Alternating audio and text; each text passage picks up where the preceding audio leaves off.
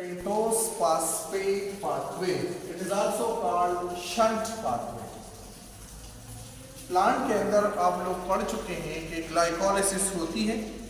हमारे यहाँ परक्टोज 6 phosphate, glucose से ग्लूकोज 6 फास्फेट और फिर परक्टोज 6 फास्फेट बनती है और इसी तरह प्रिपरेटरी फेज से फिर वो ऑक्सीडेटिव फेज में चले जाते हैं.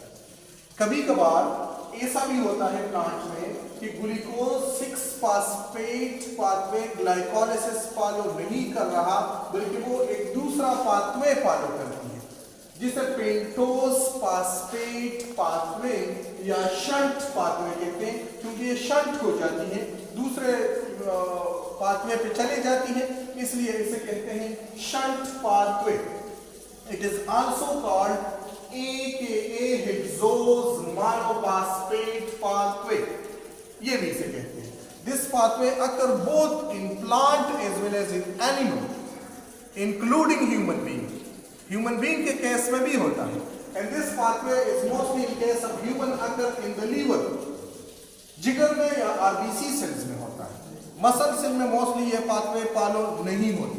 In case of plant ये पाथवे फॉलो होती है और इसका अक्सरियत वाला हिस्सा प्लास्टिड में या साइटोसोल रीजन में, जो सॉल्युबल पोर्शन है साइटोप्लाज्म का, उसमें जो है ना तो ये पाथवे फॉलो होती है.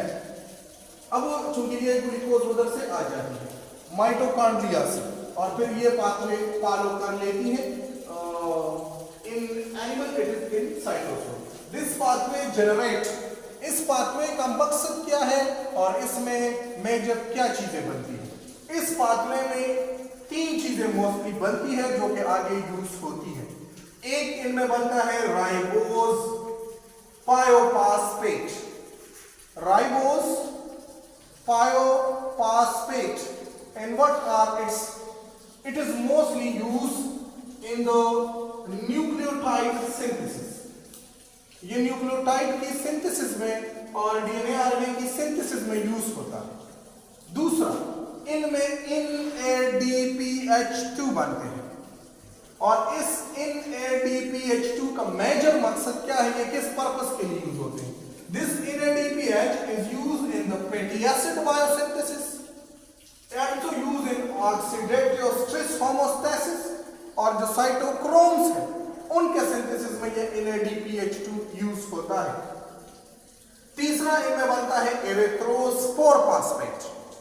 This erythrose phosphate is used in aromatic amino acid synthesis.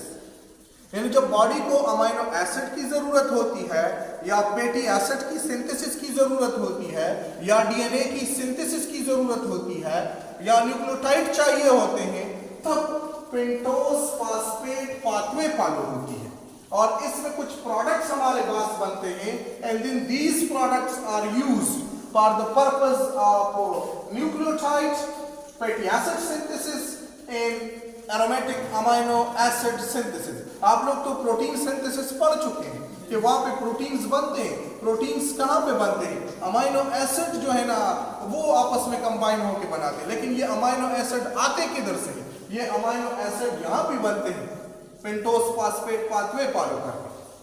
अब किस तरह ये पाथवे फॉलो होती है, जो ग्लूकोज 6 फास्फेट है जो बन चुका है ग्लूकोज से ग्लाइकोलाइसिस में, वही ग्लूकोज 6 फास्फेट कन्वर्ट होता है ग्लूकोनेट 1,5-लेक्टोन 6 फास्फेट में. और ग्लूकोनेट 1,5-लेक्टोन 6 फास्फेट का स्ट्रक्चर में यहाँ पे ड्रा कर चुका है. देखिए ये कीटोनाइन है, यहाँ पे ऑक्सीजन है, अटैच है, पायोकार्बन कंटेनिंग कंपाउंड है जिसमें 6 फास्फोग्लूकोनेट 1,5-लेक्टोन है. इसको देखिए. अब यहाँ पे एक कार्बन डाइऑक्साइड भी रिमूव होता है और हमारे पास NADPH यहाँ पे बने. And this NADPH2 is used for fatty acid biosynthesis, oxidative stress homeostasis and cytochrome synthesis. जब तक ग्लूकोनेट 1,5-लेक्टोन फास्फेट है, यहाँ पे इलेक्ट्रोनेज एंजाइम्स इनको कन्वर्ट करवाते हैं 6 फास्फोग्लूकोनेट में और फिर इसी 6 फास्फोग्लूकोनेट को 6 फास्फोग्लूकोनेट dehydrogenase enzymes 6-phosphogluconate is converted into ribulose 1,5-biphosphate इसमें कन्वर्ट होता है। कौन से एंजाइम्स की मदद से?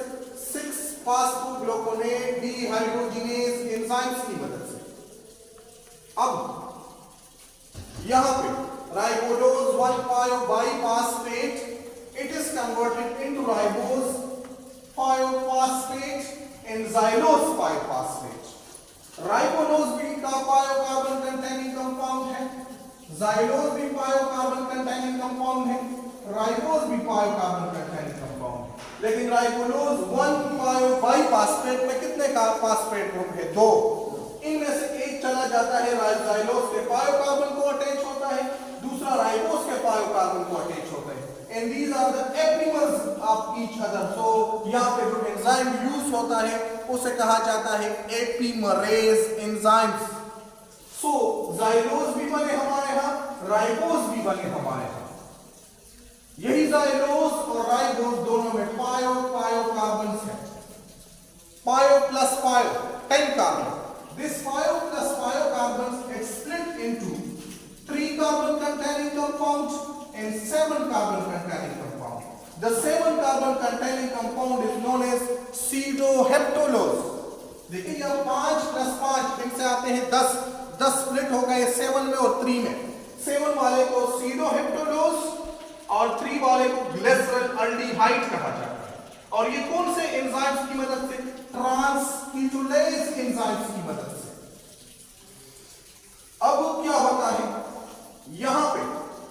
ये जो pseudoheptulose है तो ये कन्वर्ट हो जाते हैं एरिथ्रोज में जो कि 4 कार्बन कंटेनिंग कंपाउंड है एंड परक्टोज 6-phosphate में। परक्टोज 6-phosphate में ये कन्वर्ट होते हैं। अब इनके साथ ये ग्लिसरॉल्डिहाइड कंबाइन होते हैं और साथ ये देखिए ये एरिथ्रोज है and this one is xylose। xylose जो यहाँ पे बन चुका है जो पायोकार्बन कंटेनिंग कंपाउंड है और यही एरिथ्रोज 4 कार्बन कंटेनिंग कंपाउंड है। सो पायो प्लस 4 9 स्प्लिट हो गए 6 में और 3 में। 6 परक्टोज 6-phosphate में और 3 जो है यहाँ ग्लिसरॉल्डिहाइड में। So peractose 6-phosphate is again converted into glucose 6-phosphate and into the glycolysis again। ये दोबारा ग्लाइकोलाइसिस में कन्वर्ट होते हैं। अब यहाँ पे जो हमारे पास कंपाउंड बने दैट इज ग्लिसरॉल्डिहाइड। इसके अलावा हमारे यहाँ जो बने ribose 5-phosphate। So what are the purpose of this pentose phosphate pathway? To provide us this three compound ribose 5-phosphate which are needed for nucleotide synthesis, in ADPH to for fatty acid synthesis and erythrose for aromatic amino acid synthesis। यहाँ पे देख ले glucose 6-phosphate convert होते हैं पहले वाले step में gluconate 1,5-lactone 6-phosphate में। एंजाइम यूज होता है glucose 6-phosphate dehydrogenase. Next step में ग्लूकोनेट 1,5-lactone 6-phosphate कन्वर्ट होते हैं 6-phosphogluconate में और फिर इसके बाद राइबोलोज 1,5-biphosphate। यहां तक जो बेस है ये ऑक्सीडेटिव बेस है। यहां पे ऑक्सीडेशन हो चुकी है, हाइड्रोजन रिमूव हुआ है। इसके बाद नॉन ऑक्सीडेटिव फेज शुरू होता है। इस नॉन ऑक्सीडेटिव फेज में हमारे यहां इंटरमीडिएट्स कंपाउंड्स बनते हैं। ये कंपाउंड होता है राइबोलोज 1,5-biphosphate होता है राइबोज 5-phosphate में, xylose 5-phosphate में और फिर यही राइबोज और xylose 5 कार्बन कंटेनिंग स्प्लिट होते हैं ग्लिसरॉल्डिहाइड में और साथ pseudoheptulose और फिर ये pseudoheptulose स्प्लिट होता है एरिथ्रोज में और साथ ग्लिसरॉल्डिहाइड में। इस एरिथ्रोज के साथ वही वाला xylose कंबाइन होते हैं। Erythrose 4 carbon containing compound, xylose 5 carbon containing compound, ये कन्वर्ट होते हैं ग्लिसरॉल्डिहाइड में और परक्टोज 6-phosphate। परक्टोज 6-phosphate is in glucose 6-phosphate and glucose 6 phosphate enter into the glycolysis.